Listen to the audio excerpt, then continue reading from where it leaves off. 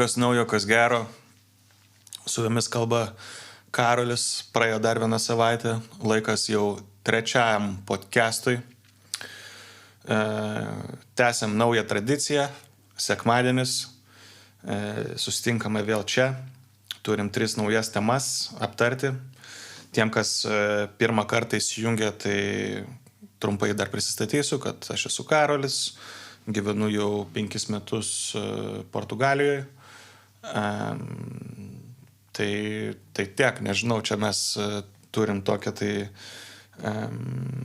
madą aptarti 3 pasaulio naujienas, be jokių didelių pompastikų, tiesiog išreiškiu savo nuomonę, pasidalinu keliom asmenėm istorijom, patirtim, tiek žinių, toks ir tas podcastas. Tai va gerai, tai gal iš karto einam į pirmą temą. Dar beje, like, share, subscribe. Labai šiaip klausimo reitingas man patinka, kaip matau, kiek jūs klausot. Tai praeitą podcastą, antrą, man atrodo, buvo 90% žmonių, kurie pradėjo tai ir pabaigė įklausyti. Tai žiauriai nice. Su Apple podcasts kažkaip man ten sudėtingai, nežinau, kažkas mano akauntui net neleidžia prisijungti. Nors visi kiti akauntai Apple veikia, bet podcast kažkaip ne ir negaliu tenai įsidėti kol kas. Esu parašęs laišką supportui, bet kol kas dar jokio atsakymo. Tai žiūrėsim, kaip ten kas bus su laiku. O dabar ką, eikim į pirmą temą. Tai keliamės į Ameriką. Pasaulio futbolo čempionatas prasideda ne už kalnų, man atrodo, jau šią ar kitą savaitę. Ir, žodžiu, dabar tokia situacija, kad darbuotojai stadiono Los Andžele skelbia streiką. Tie, kurie, žodžiu, ten bilietuotojai, kur daro valgyt, kur saugo patį stadioną, jie daro streiką, jie planuoja streiką,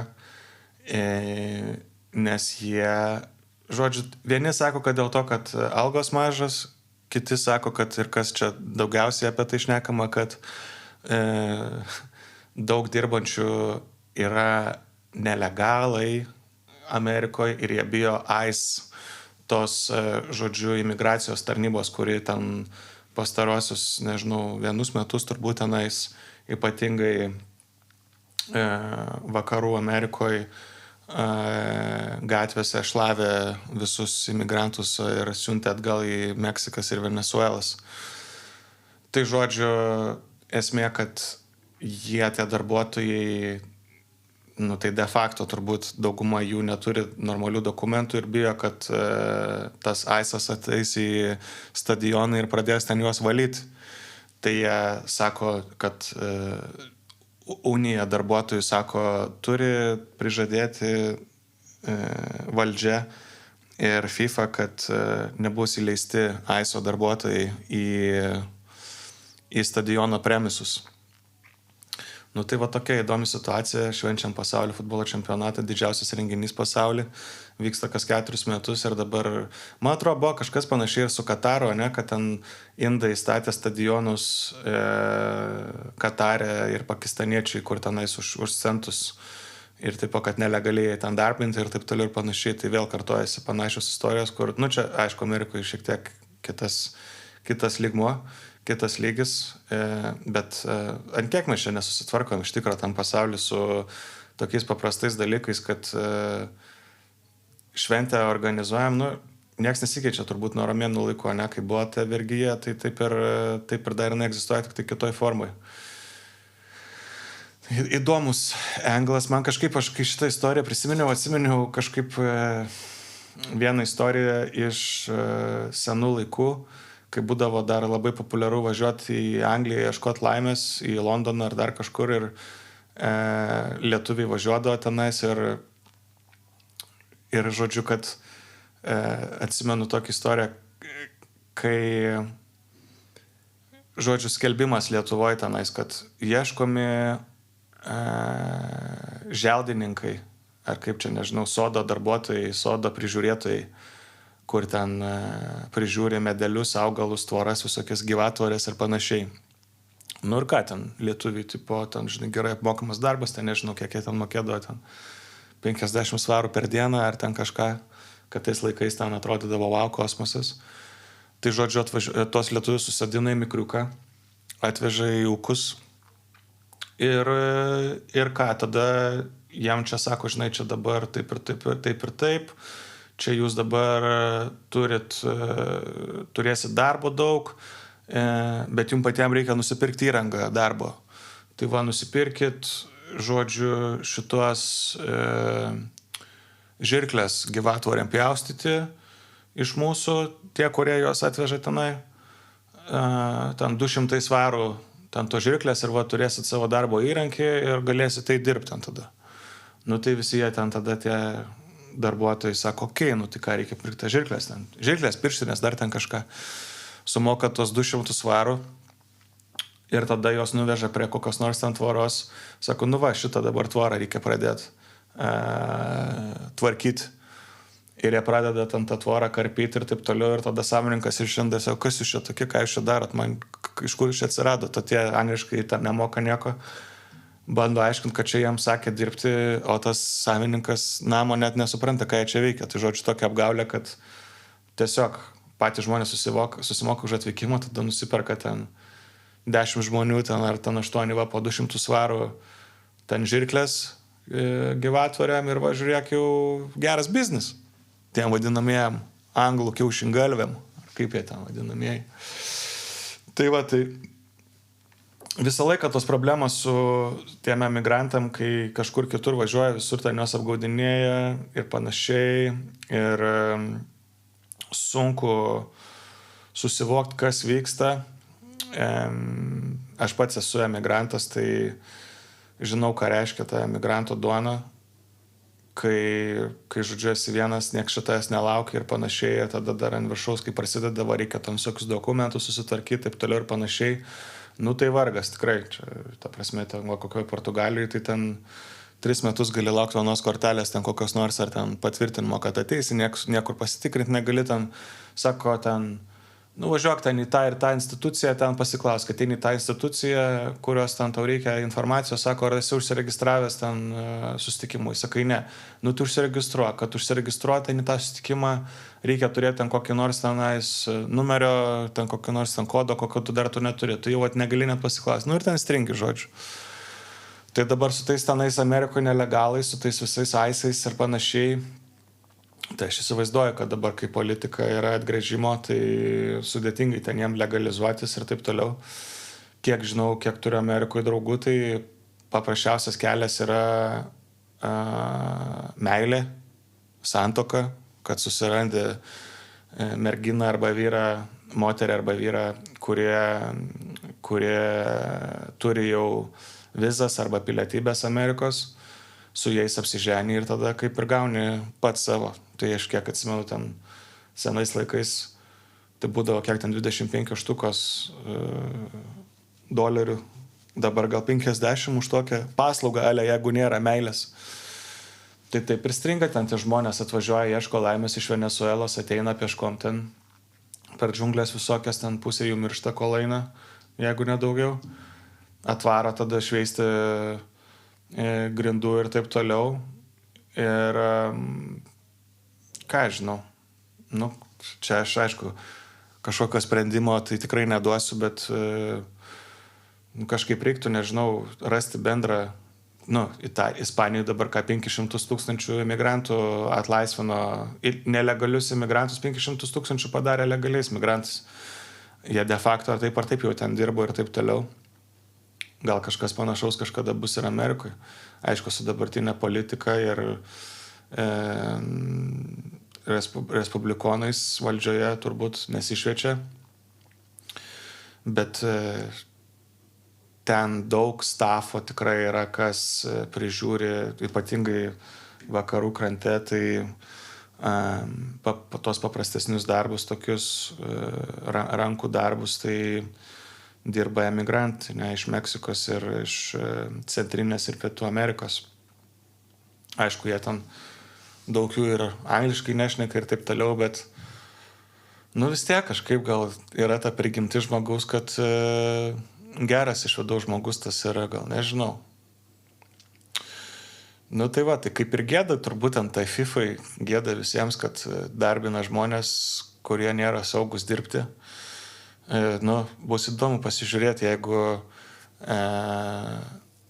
jie ten tą streiką tikrai darys ir ateis į stadioną ir žmonės neturės nei valgyti, nei eiti, nei apsaugos, nei nieko.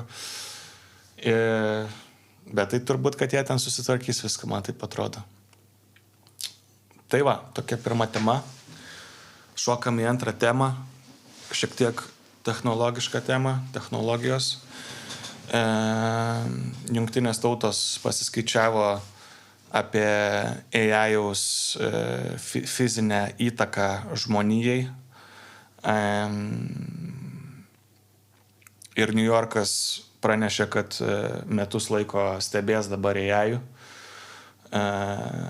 Nes žodžiu, esmė tai tokia, kad mes kaip naudojam dabar visus tos AI-jus, kai tu duodi išklausą tam AI, tai maždaug 12 kartų daugiau energijos išsiurbia negu Google paieška. Paprastas ten klausimas vienas AI. Ir mums ten atrodo, kad viskas labai greit suvaikšto ir viskas gražu ir viskas virtualu, bet iš tikro tenais kitoj pusėje tai stovi dideli centrai informacijos, ten data centers, kurie visą tą informaciją manipuliuoja, kurią mums išveda po to į ekraną. Ir kompanijos ten tokios kaip Anthropic ar ten OpenAI, tai stato dabar bele kokio dydžio ir tas pats Google, bele kokio dydžio ten tuos centrus. Ir jiems reikia labai daug energijos, labai daug elektros palaikyti. Tai dabar jau praeitais metais, 2025 metais buvo sunaudota 448 teravatai valandiniai elektros, kas yra kaip 11 didžiausias pasaulyje elektros vartotojas, tai čia pernai.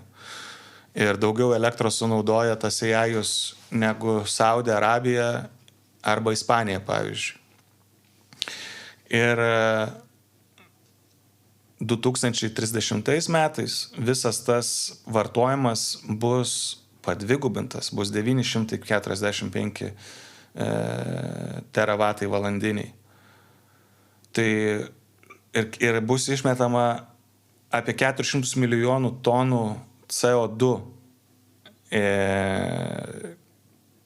už tai, kad tą elektrą vartoja. Tai 2030 metais bus, žodžiu, kaip supratau, ir dar esmė, kad jie kaista baisiai, ten tie data centrai, kad aplinkui tos data centrus, kur yra žemė, ten 10 km spindulių, temperatūra gali pakilti nuo 2 iki 10 laipsnių Celsijaus. Ir reikia aušinti visą tą sistemą, tai kas yra naudojama aušinimui vanduo. Tai dabar esmė, kad 2030 metais jau bus tiek naudojama vandens, kas padengtų 1,3 milijardo žmonių metinius poreikius. Tai kaip tokia informacijėlė. Man dabar klausimas, o tai būtinai reikia tam data centram geriamo vandens, kad šaldyt, negali būti negeriamas vanduo, jau naudojamas kažkaip, man toks iškart kyla klausimas. Nes, nejaugi dabar ten tos visos kompanijos naudoja geriamą vandenį, kad šaldyti. Tai, nes kiek aš ten skaičiau, kiek domėjausi, tai šitie visi informacijos šaltiniai, kad, tai va, ten Afrikoje dabar nėra net ko atsigerti, nei jokio vandens, ten visi kovoja, tai dabar atiduodam visą tą vandenį AI. Tai aš galvoju, palaukit, tai nejaugi negalima šaldyti su paprastu ten to vandeniu, iš jūros, ten nežinau, negeriami vandeniu, koks skirtumas, koks ten tas vanduo tam AI, ar tai svarbu, kad šaltas jisai, ne? Bet žodžiu, įdomi tokia tema, nes mums atrodo, kad viskas yra virtualu, bet iš tikrųjų, tai viskas yra, už viską mes tenai mokam, ne? Jūs iš vis čia tą temą per visus galus, aš ypatingai kaip esu iš tech pasaulio, dirbu tech pasaulį, tai pačiam tenka daug susidurti su tom AI. Visko matau daug, visokios informacijos ir statistikos ten, kad dabar ten visus atleidinėja dėl to AI-us, bet tai, kad tas AI-us gaunasi žymiai brangesnis negu žmogus. Tai ten, tarkim, Amerikoje vidutiniam ten darbuotojui tech moka 65 štangas per metus, o dabar AI-ui per mėnesį ten 4 žmonių timai išnaudoja ten 130 štangų. Nu tai dabar pagalvokit, prasme, what the fuck, ten gaunasi žymiai brangiau, bent jau šiais laikais AI mokėti ir tu nežinai, ką tu ten gausi iš tikrųjų, kiek aš ten sudirbęs, tai aišku, jis ten daug padeda, bet nu ten, kai pradedi biškai jau nagliau jį laužyti, klausinėti, tai jisai, ta prasme, kominis, tipo ten, labai sunku jam nu tą visą kontekstą nusakyti, kad jisai suprastų viską, ko tau iš jo reikia. Ten, sukurk man ten dainą, tai gerai, viskas tvarkoja, sukursis ten tą dainą, bet tenais, jeigu tau reikia kažkokį ten, nežinau, sistemą pastatyti ar dar kažką, tai tu jam pasakysi, žinai, pastatyk tokį ir tokį sistemą. Gerai, jis ten pastatys, pamatysi tenais 10 dalykų, kurios pataisyti. Parašysi jam tos dalykus 10, kurias reikia pataisyti, jisai tada pataisys tos 10, bet biški ne taip ir dar turbūt tenais apie 3 bus pagalvojęs, kas atsitiks kitose vietose ir tu ten su juo turi tenai iteruoti, fine-tuninti, nežinau, iki kiek, pakol ten, žinai, meti viską ir pats pasitarai galų gale, ką reikia. Bet aišku, jis pagreitina procesą. Bet ar aš mažiau sėdžiu prie kompo dabar, kai tas AI yra? Nežinau, vos ne, kad gal net ir daugiau, nes ten vat reikia su juo bazarinti ir aišku, visai įdomu ten jam liepti dalykus daryti ir matyti, kaip jis viską daro. Tai ten toksai gaunasi kaip šefukas jo ir jisai ten, žinai, tau ten lenkia tą nugarą pastoji. Tai iš tos pusės, nu, tu žiūri, kaip jį galima vis kažkaip kitaip tenais maigyti, kad jisai, nu, būtų tau geresnis. Bet kol kas, kad jisai čia pastatytų kažkokias tai geras veikiančias sistemas ir taip toliau ir panašiai, nu, sudėtingai. Ypatingai dar, kai viskas tas kainuoja labai daug, tai tu ta prasme, ten ta suma susidaro bele kokio dydžio, kai tu reikia padaryti kažkokį rimtą darbą. Tai va, o New Yorkas savo nuožiūrą tai irgi jau perleido, kaip sakant, jie dar legislatyva jau išėjo, bet dar nėra pasirašyta, bet kad metus laiko pristabdys tą AI, ar jį labai tenai stebės, kiek iš tikrųjų viskas kainuoja ir ar apsimoka ir neapsimoka ir kiek išnaudoja ten tos energijos tas AI.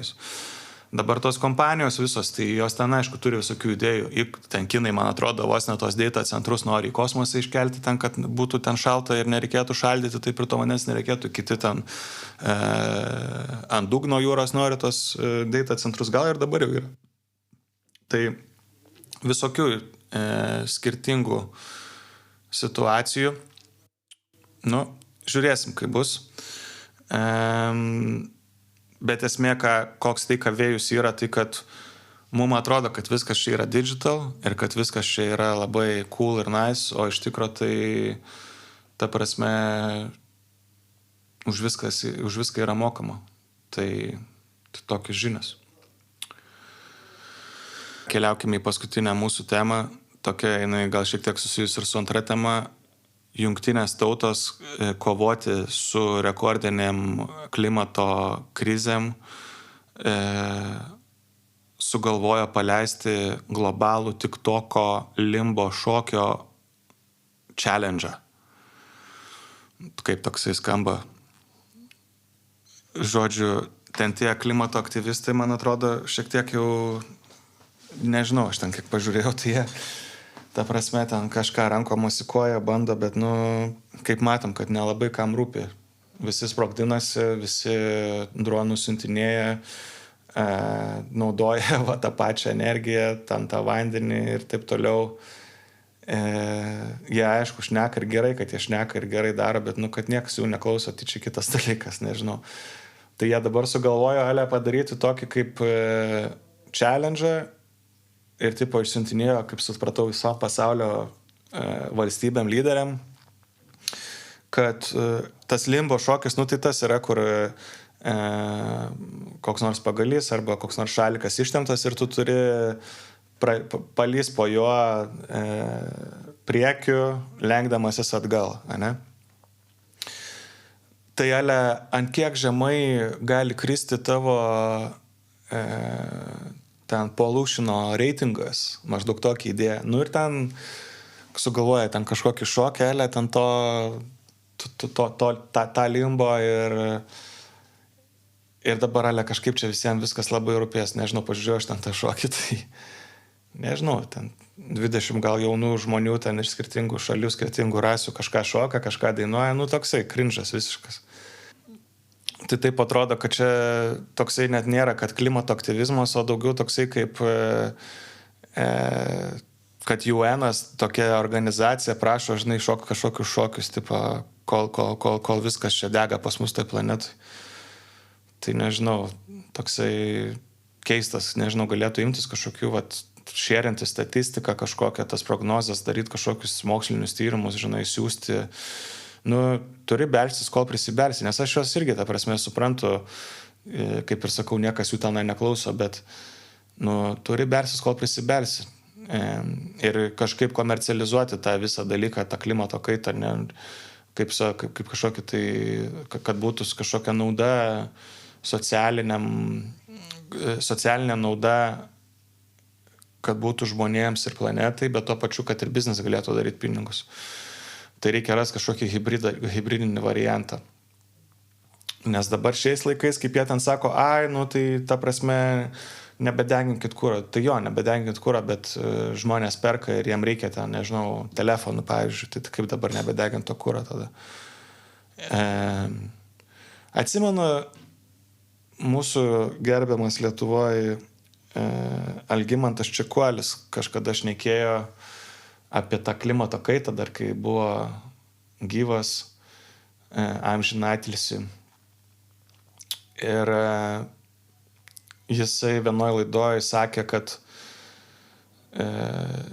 visi ten pasaulio fabrikai, kurie naudoja ir išleidžia tą CO2, tai čia juokas yra palyginus su ten, kaip koks nors vienas vulkanas išsiveržia ir motužė gamta parodo savo galę. Tai man kažkaip tas atsimenu tą ir aš dabar, aišku, nežinau, kiek jis ten teisingas buvo, kiek ne. Gal iš tikrųjų daug mes išmetam ten to CO2 reikėtų mažinti. Bet ką mes čia darom Europoje, tai ta prasme, palyginus su kitais pasaulio regionais, tai, nu, juokinam žmonės, realiai. Arba jie juokina mus, nežinau, kaip palyginti. Mes čia ten išplaunam jogurto pakelį prieš išmesdami į šiukšlių dėžę specialią plastikui, o ten kokiam Senegalė draugas sakė, buvo, kad veža tiesiog fūras vieną po kito ir maišus drebė, ta prasme, ten ant jūros kranto vos ne, kad tai nežinau. Tokie tie skirtumai. O Portugalijoje kokią naujieną, tai prieš 2 savaitės atsirado taromatai. Tai įsivaizduokit, ten kiek laiko mes pralenkę tos Portugalus, ten, nežinau, Lietuvoje kiek jau 10 metų tie taromatai turbūt veikia.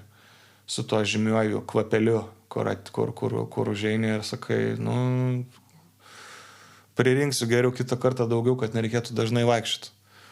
Čia Portugalijoje padarė, sakau, prieš 2 savaitės ten tą taromatų programą. Nėra tokie kaip Lietuvoje dideli, aišku, pas mus, kai šalta, tai reikia, kad būtų priedanga, kad būtų po stogu ir taip toliau, čia tai lauko tiesiog paprastai. Tai va, tai su žmona sakėm, kaupsim dabar butelius, tai prikopėm tų butelių.